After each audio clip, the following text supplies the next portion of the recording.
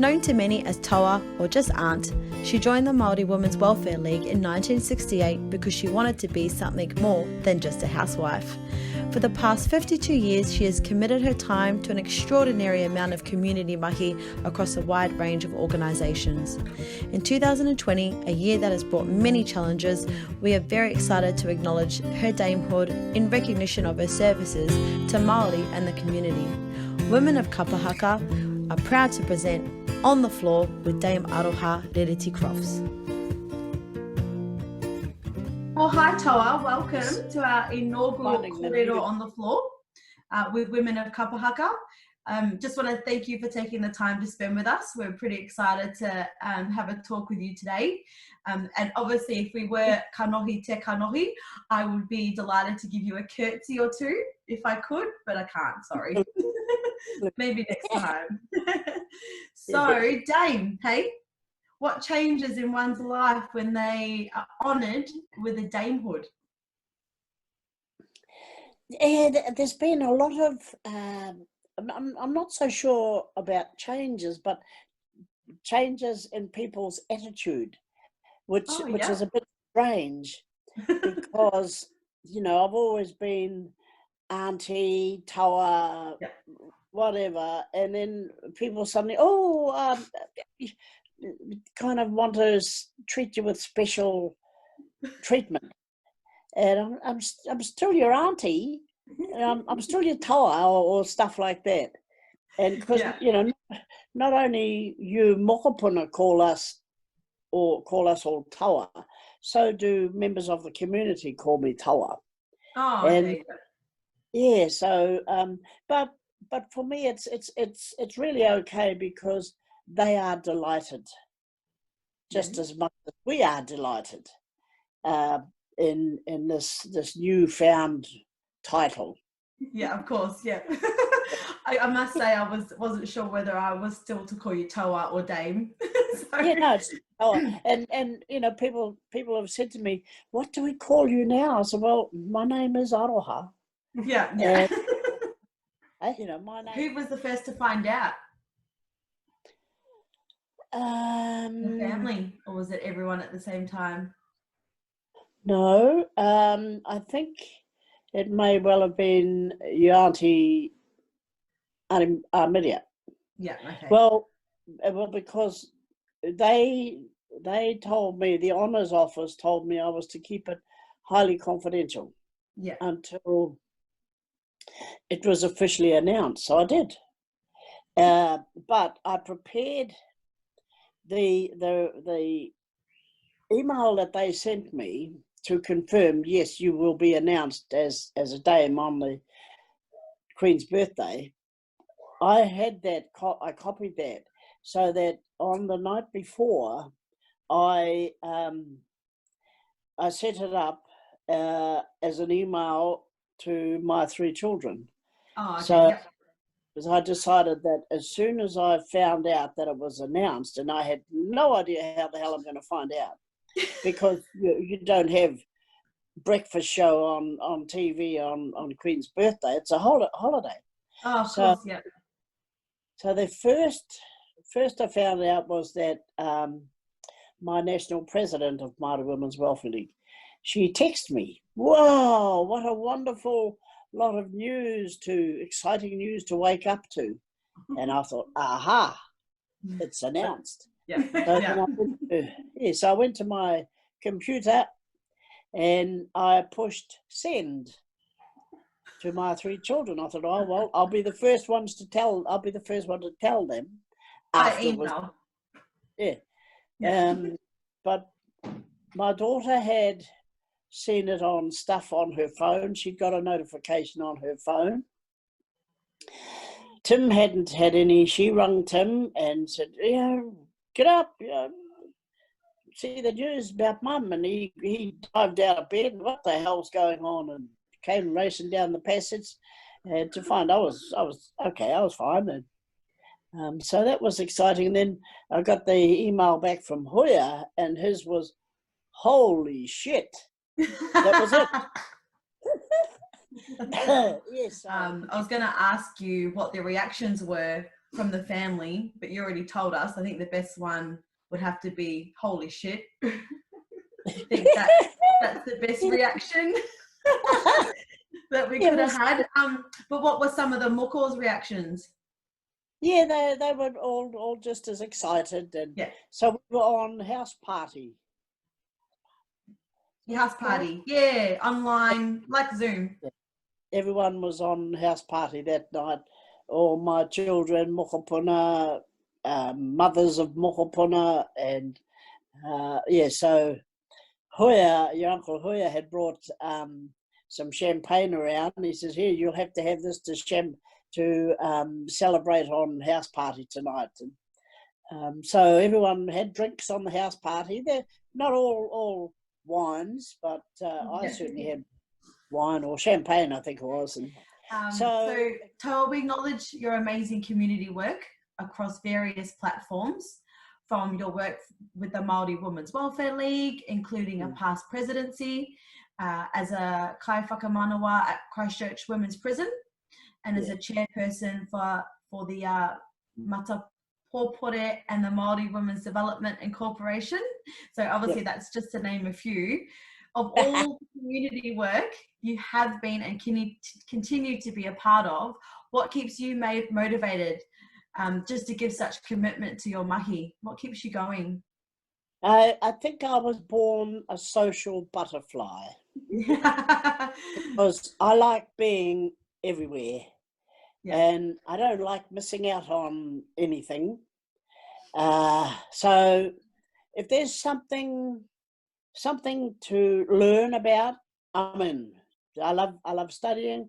If there's some function to organise and help cater or stuff like that, I'm in. I can't do that much today because I can't stand for too long nowadays. Yeah. My legs are deciding, oh no, hell, I'm not holding you up all this time. Been doing that for 8 years.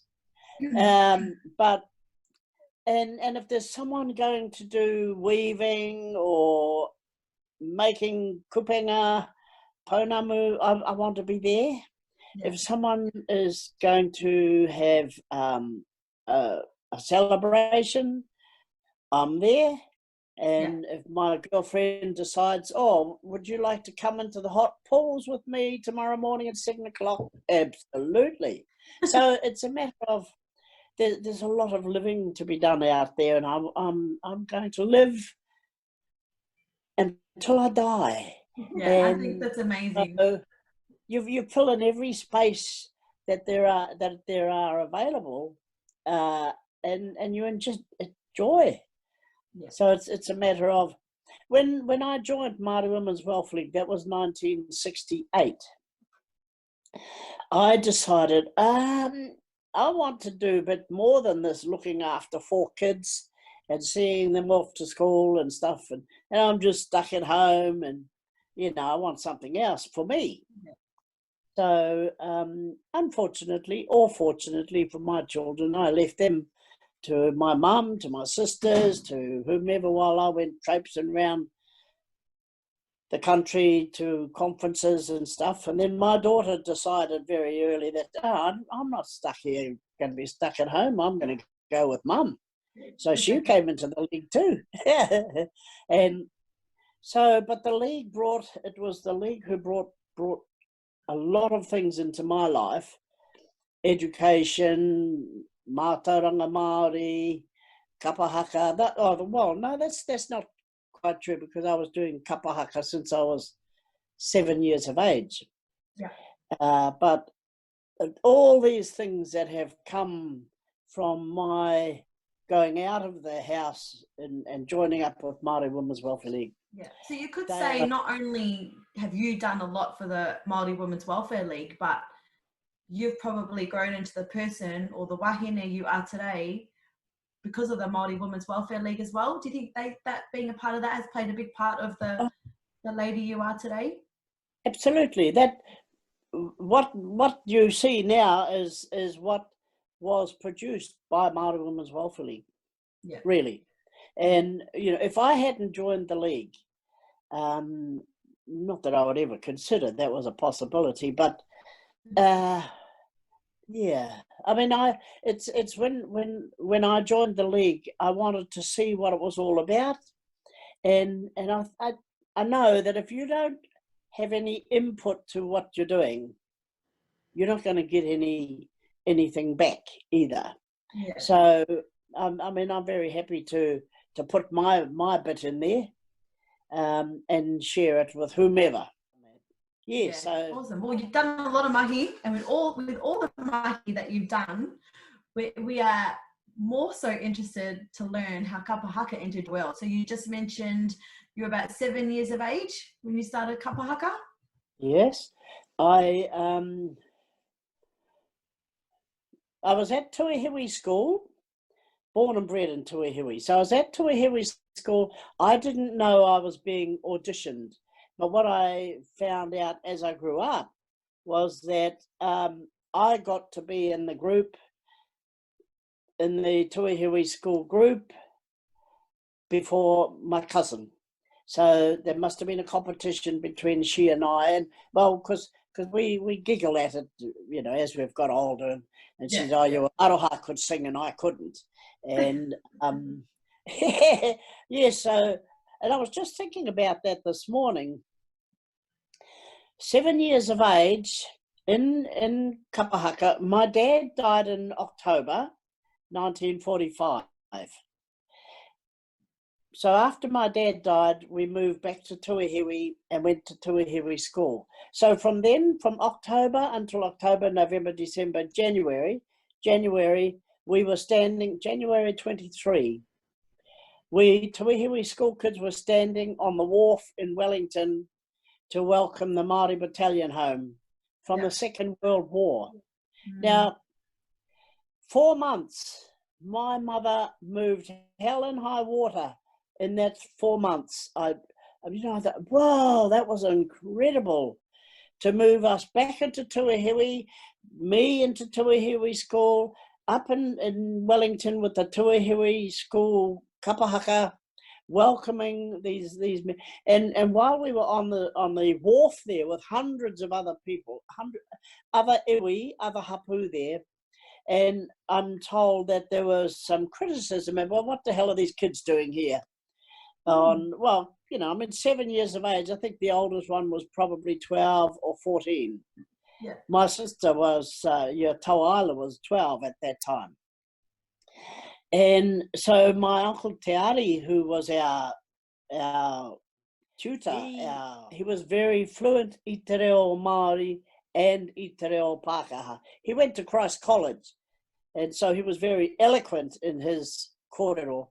So he ripped hell out of everyone up there, and he told them off, and he said, I'm told, he said, these children are uri of those men coming off that boat.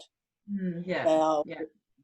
yeah, and they are also uri of men who haven't returned, who are lying in those lands over there. And, I thought, wow, that was just awesome stuff. So 7 years of age, loving Kapa Haka. I remember I howled like hell at my mum. She didn't want me to go to some thing in Christchurch, 3YA, to do recordings. And I was also a sickly child, so my mum had to watch me carefully.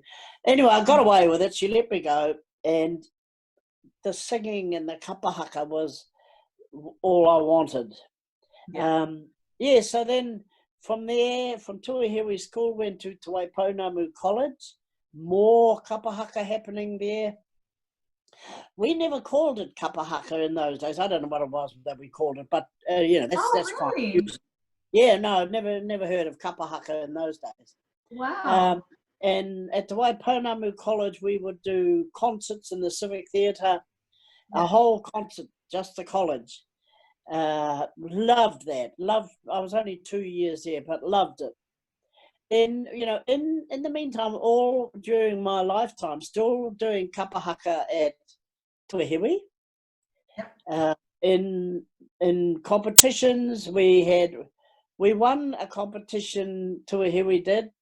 My baby was only 4 years old then, in the Kapa Haka, but we were in the senior division, and Wellington wouldn't have us because our children were too young. And I mean, it was a whole whānau group. So, Yeah. my generation, the next generation, and so, so on. So our kids were too young to compete in Wellington. And so been doing Kapa Haka all my life. But forever. Loving it. And then when Commonwealth Games came here to Christchurch, we were in that Kapa Haka. The following year was the New Zealand Games, and I got to be one of the head tutors there. What else there was there? So I was not only in Tuihiwi Kapa Haka, I then came into town. I was in Te Kotahitanga Kapa Haka, me and my daughter. We went to Whangare, to the, they were called the Polynesian Festival in those days. What is Te Matatini today was Polynesian Festival then. So we went to Whangare, our beautiful little Kotahitanga, Te Kotahitanga, and we came last. Yeah, we were last. And it took 19 and a half hours travelling from Wellington to Whangare. All our Kapa Haka, all on the train. And I mean, experiences of a lifetime. So we were last that year. And then the following year we went to, or maybe 2 years later, I don't know, 1977, we went to Gisborne. That was the Royal Polynesian Festival. Wasn't just the Polynesian Festival, it's the Royal Polynesian Festival. From last to first. Wow. Were first. We scooped the pool, and two cobbers of mine were driving from one place to another in the car, and they were listening to it on the car, and the announcer was saying, "Oh my God, the taiaha all up in the air." And our boys were chucking their taiaha up in the air every time we won a trophy.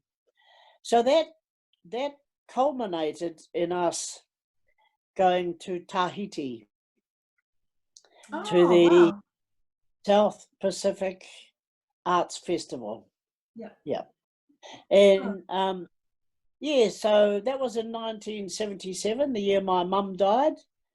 She died in August, and we were there in about February, March or somewhere in Tahiti. And this was performing with all other countries. Oh, beautiful lot of cultures, and island, South Sea Islands, and Papua New Guinea, and all those around the Pacific. That was amazing. So then, when was it? About 1970 something. I was area rep of Te Waiponamu for Māori Women's Welfare League, and I was doing a tour of Te Waiponamu branches. Someone took me from Dunedin halfway to Roxburgh. There was a branch in Roxburgh. So we got out there, and this girlfriend of mine said, "Well, you're not doing any meetings tonight. You're just going to go to the pub and relax." Hey, I didn't do that. I didn't come down in.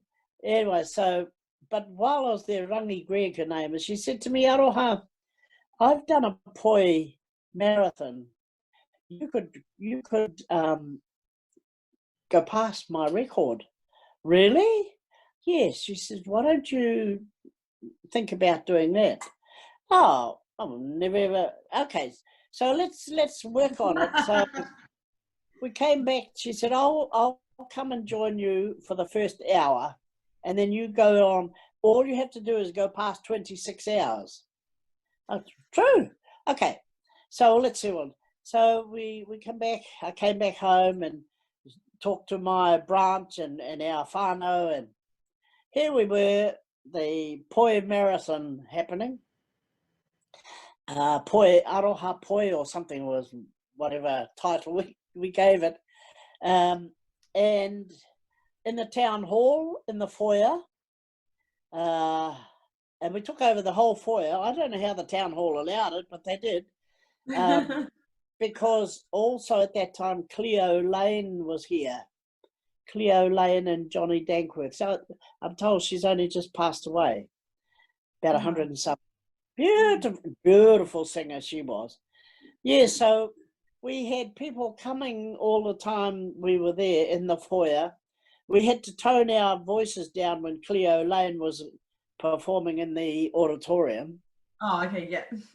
Yeah, we were singing a bit loud, so they rushed down. Hey, can you keep it down? And we had Lady Judith Hay. She was the mayoress. She was also our patroness of Ōtautahi branch. She was there to officially open it. Rangi Greg was there, and Rangi and I started to poi, and then she pulled out the first hour. And we had a wonderful time. We had a load of fun there. People coming and going, and kids coming in, from the schools. And Te Waiponamu College came and did a full performance. But all the time I had to keep doing the poi. Bringing the poi. Yep, had to keep those poi going.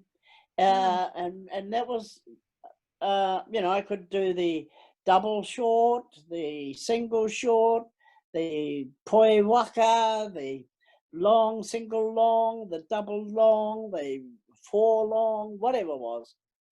And then people would poi with me.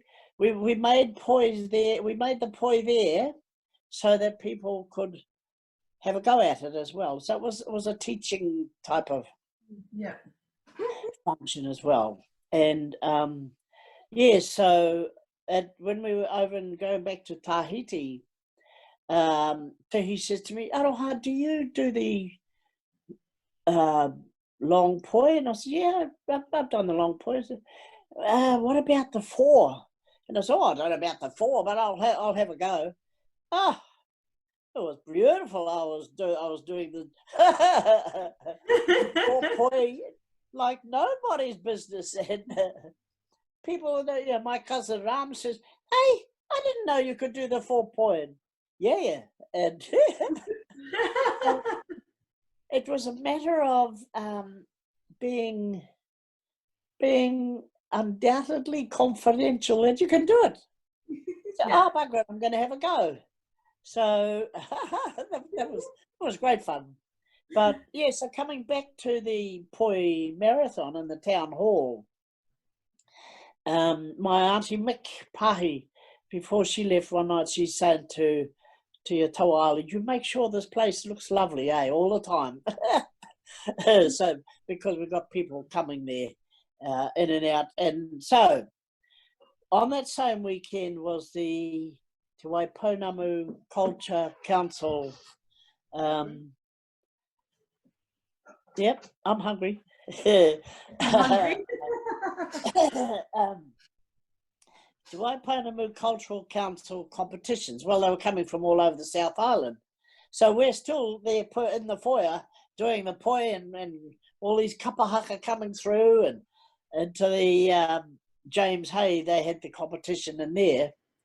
And then someone came out and said, Aroha, the council wants to know, would you like to come into there? And, so they can feature you, this poi marathon in the competitions.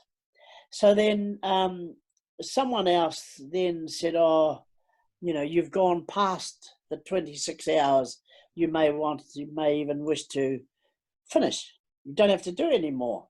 So 30 hours, 19 and a half minutes.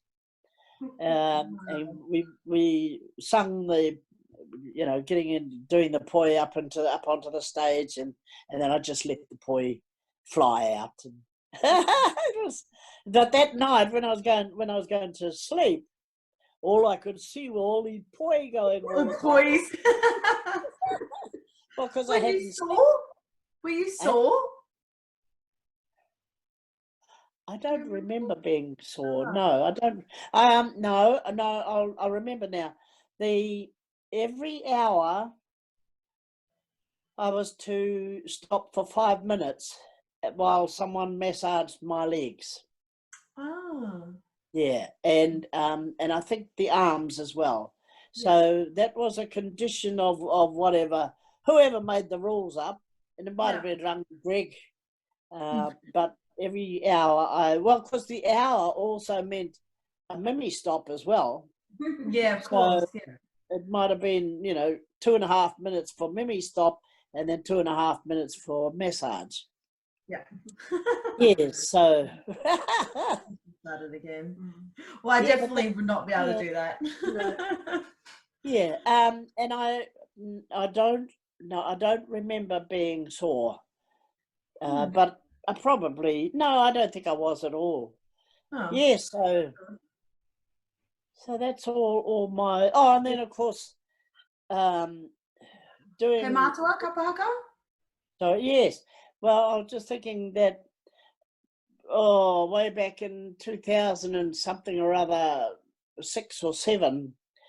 I set up our Healthy Day at the Pa at our marae Tuahiwi, a health awareness day, and there were a lot of spin-offs came from that. One of them being the Kapa Haka kaumātua, but this niece of mine came to me, Auntie, Uncle Charlie Charlie Crofts was the chairman of the something or other Ngai Tahu exhibition at Te Papa. It was our turn to exhibit our art and craft in Te Papa. And so Vicky came along. Uncle Charlie wants to know, can you get a Kapa Haka to perform up there? Because they're going to have a festival. And all the other iwi are there. And our cousin Te Whare moaned about how come Ngai Tahu isn't here because Ngai Tahu is on the pai at Te Papa at the moment. So, okay, how many does he want? And she said, up to 40. So I said to Vicky, well, they're bringing my cousin onto the marae tonight, Makareni, his tūpapaku, so I'll just go to the tangi and I'll tell them. Oh, really? Okay. And so I went to the tangi, and because we needed an icon, and for me, icon kaumātua, tipuna, and for me the only one was my uncle Te Ari Pitama. So I went there to the tangi and I said to Makareni's 2 sisters, Pitama girls, women, I told them about it, and would they like to be in? And Mania said, well, I'd love to, but her chest wasn't able to take, the strenuous singing or standing and stuff like that. But the night before the funeral, the whānau night, my bro Jono says, come on, everyone on the floor, and we were doing all this Kapa Haka, and so when we finished, that's right, I said to the whānau, that was your first practice. And the next practice is Friday night on blah, blah, blah. And because we are going to Te Papa. I didn't bother asking them, would you like to go? I thought, no, cut through all the unnecessary detail. And so we're due up at Te Papa on blah, blah day, 20-something or other of June, to celebrate Matariki. What needed to happen was that my generation had to relearn what they forgot about as kids. 1946 on the wharf. Yeah. So it was a matter of relearning all those waiata that we sung on the wharf in Wellington. So we did, and we practiced. We had a wonderful time. It was magic. It's lovely to see the kaumātua Kapa Haka. It just shows that there's still Kapa Haka there, after competition retirement. That you can still get involved and still learn your waiata and still get up on a stage is really, really, really cool. Was it cancelled this year due to COVID? Yes. Yeah. Okay. So obviously COVID not only, is affecting lots of people in lots of different ways, but here in Australia as well, Kapa Haka thrives, which is awesome for us ones who live, abroad from New Zealand. Yeah. The COVID, it's changed our Kapa Haka world in New Zealand and in Australia. Obviously, they've changed the dates for Te Matatini. Some of the regionals this year were not able to go ahead, and each area had to choose their groups that were eligible for Matatini. We're in lockdown here. We're in level 4 lockdown in Melbourne. We've got cancelled festivals, postponed Matatini. Probably no more regionals for another 3 years. We've created Women of Kapa Haka as a social media platform for women from all over the world who are in performing arts. It just gives them a platform and a place to support each other. Keep connected. If we can help in any way, that's what we can offer. This is what we're going to do. But I guess, what would be your best advice is to help keep our women of Kapa Haka motivated in times like this, in times of lockdown, in times where we can't go and see each other at all? Yeah. Well, with all this technology that we have now, and I mean, this, what we're doing right at this moment is easy to get everyone together.